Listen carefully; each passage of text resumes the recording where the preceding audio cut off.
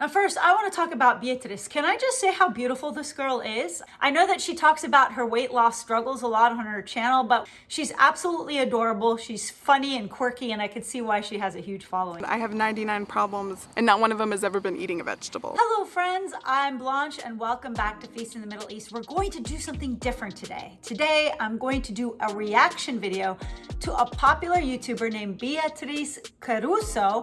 I think that's how you say her name.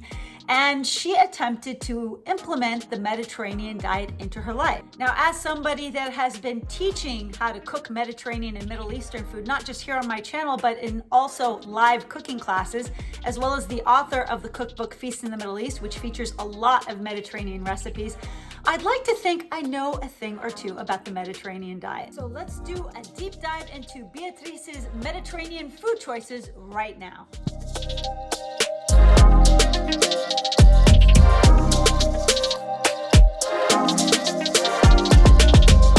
Well enough, I always sing the praises of the Mediterranean diet. Not only do I credit it for great skin and great hair, but it has also helped me keep my weight stable pretty much my whole life. I've managed to not just have a television career, but even a modeling career on the side because of my Mediterranean diet.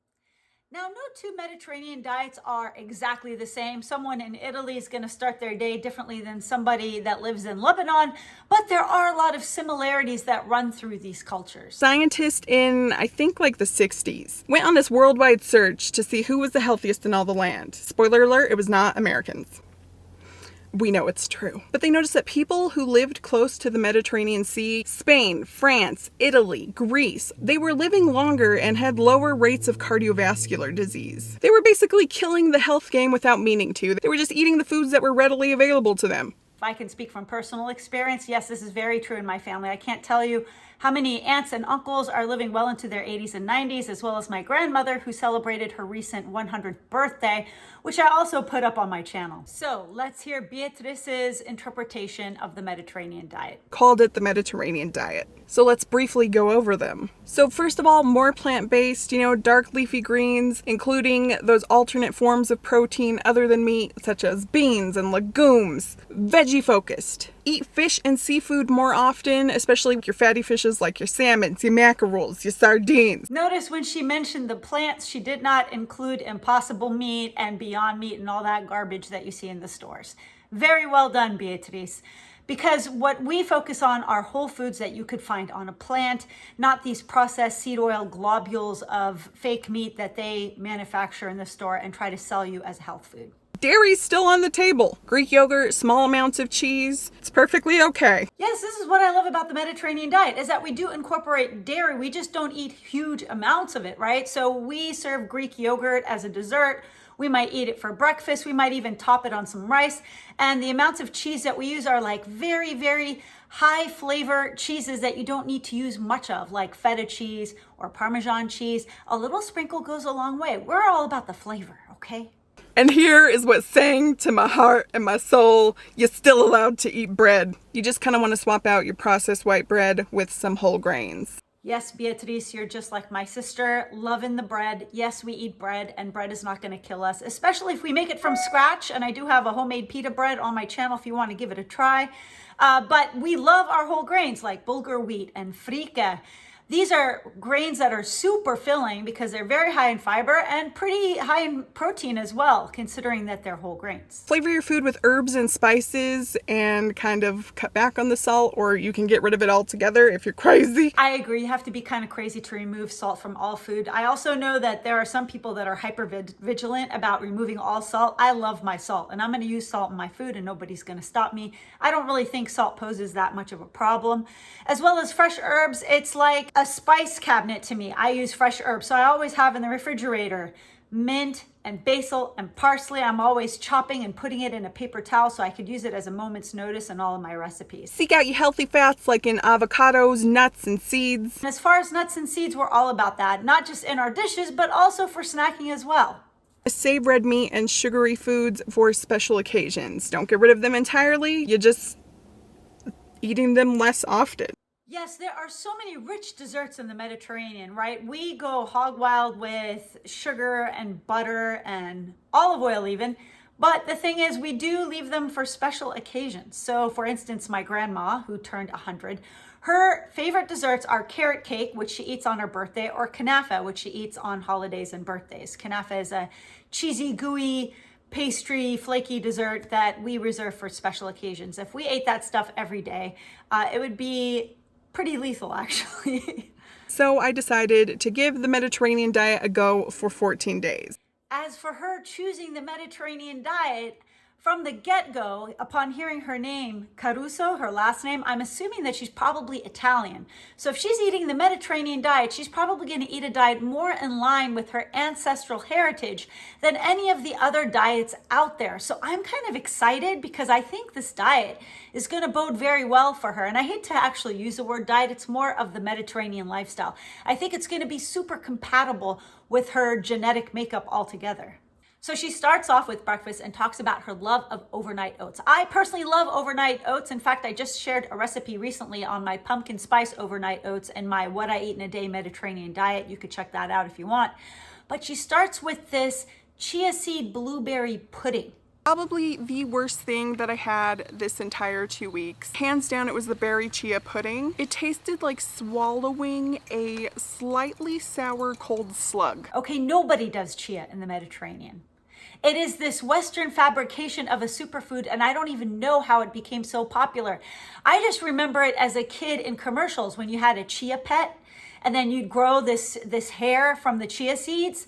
Forget it, I don't want to eat that stuff. Some people get bloating, inflammation, and redness from eating chia seeds, and that's because Mama Chia does not want you to eat her babies. So she protects those babies the only way she knows how, and that is with lectins. Now you might be saying, what are you talking about, Blanche? Are you crazy? These aren't babies, these are seeds. Yes, exactly. These seeds have a protective coating that aren't really meant to be eaten by humans, and lectins are a real legitimate way that plants protect themselves. I say 2 thumbs down on the chia seeds. You don't need to torture yourself, Beatrice. You really don't. Another time she proceeds to eat berries and yogurt with a drizzle of honey. Sounds fantastic. As a matter of fact, that was my breakfast of choice when I visited Greece. That's how the Greek people eat, and it is so refreshing and delicious. But then she added some vinegar, and that will definitely like roast your esophagus. I mean, not literally, but I mean, it's just not a good feeling going down to have vinegar with all of that.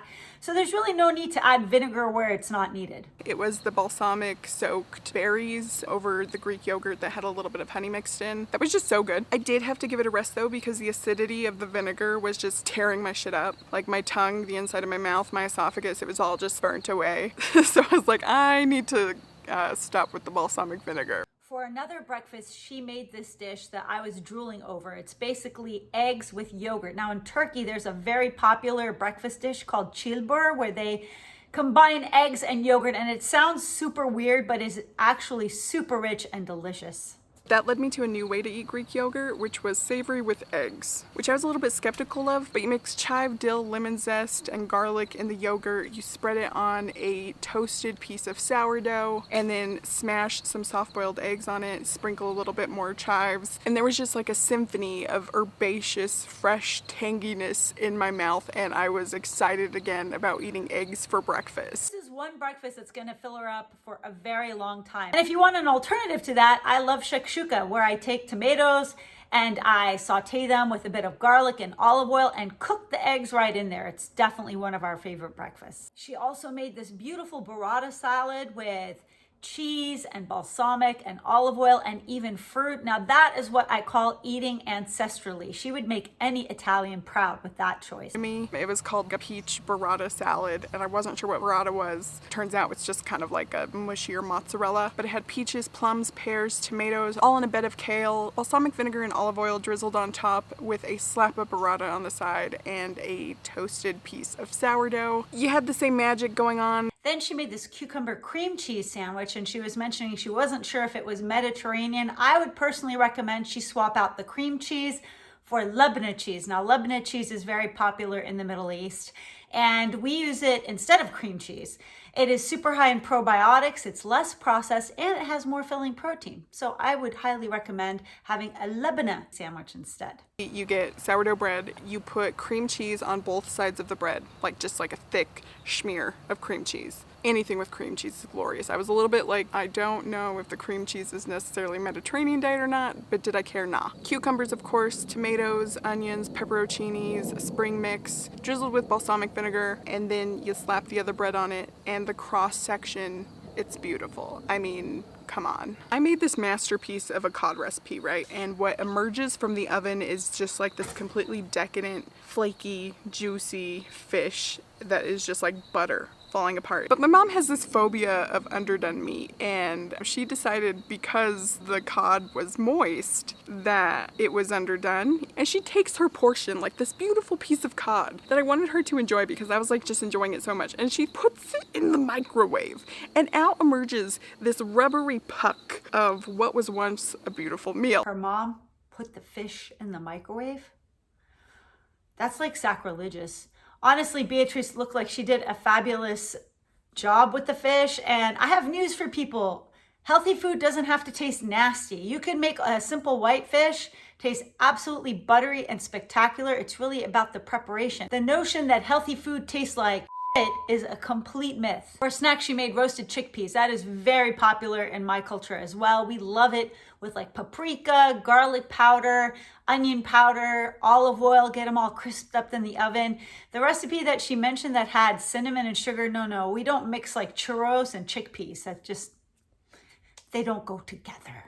But I also tried to roast some chickpeas. Those weren't too bad, like the savory ones. I also tried to do a sweet one. This is a recipe called for cinnamon and sugar, and I was just like, nah, I won't put sugar on these. Just cinnamon's fine. It was not good at all. So let's talk about the pros and cons. Since I overall just feel healthier. You know when you eat a big meal and you just feel bogged down and tired afterward? I had meals that made me feel completely full and satiated, and like maybe I ate even too much, but I wasn't tired and lethargic afterwards. It was just like a different kind of full. Yes, she totally gets it. The Mediterranean diet does not weigh you down. There's something magical about having a balance of lean protein, fruits and vegetables in season, and some healthy fats thrown in. You feel super energized, and you don't feel like you need to pass out with a nap in the middle of the day. I have noticed, right now I'm on like the week after my period, and that's, like I said, the week that I have trouble. I usually see like a flare up of hormonal acne, like my skin goes crazy, and it has not. Like I took a video of my face without makeup or anything before, and then I took a video after, and it's actually really clear, which I didn't expect to happen so quickly. Okay, I was really stunned to see the transformation of her skin before and after. Now, there is no kind of beauty treatment that can deliver what the Mediterranean did for her skin. It is unbelievable. The glow, the beginning, the first picture, that was straight up inflammation. And she basically reduced her inflammation by eating the Mediterranean diet. This is why I say this diet is so incredible for your skin. You don't need 55 lotions and creams. You save a boatload of money by just eating right, because you're healing your body from the inside and out, and your biggest organ is your skin. And when your insides are healthy, your skin looks fabulous too. Beatrice looks amazing. And I also lost weight. Now I need to clarify that I have also been exercising, but I also have not counted a single calorie. And I started the 2 weeks at like 235 point something, and I weighed in on the scale today and I weighed 229. Okay, it doesn't surprise me that she lost 6 pounds without even counting calories. Now, she did mention she was exercising, but honestly, you cannot out-exercise a bad diet. You might have heard this a million times, but it still rings true. I mean, you could eat everything imaginable, and if you think you're gonna burn it off, you're not. Because it takes so much longer to burn something off than to just eat healthfully in the first place. Weight loss is far less about exercise and far more about what you put in your mouth. Yes, exercise helps. It's great. It's great to recomposition your body and make it look a certain way. But as far as fat loss, it's all about the diet. And considering she lost 6 pounds, I really have high hopes for her. I really think she's going to continue to lose weight if she stays on track. So Beatrice, if there's one thing I could tell you is keep going with your Mediterranean diet. It's ancestral, it's compatible with you, it's showing. Look at your skin, you lost weight, you feel great. If it ain't broke, don't fix it. Beatrice, you are beautiful, and I can't wait to see where this journey takes you. I feel like you've stumbled upon a gold mine. To get more Mediterranean diet inspiration, check out all of my free recipes on my channel. You could get my cookbook, which I'll link up here.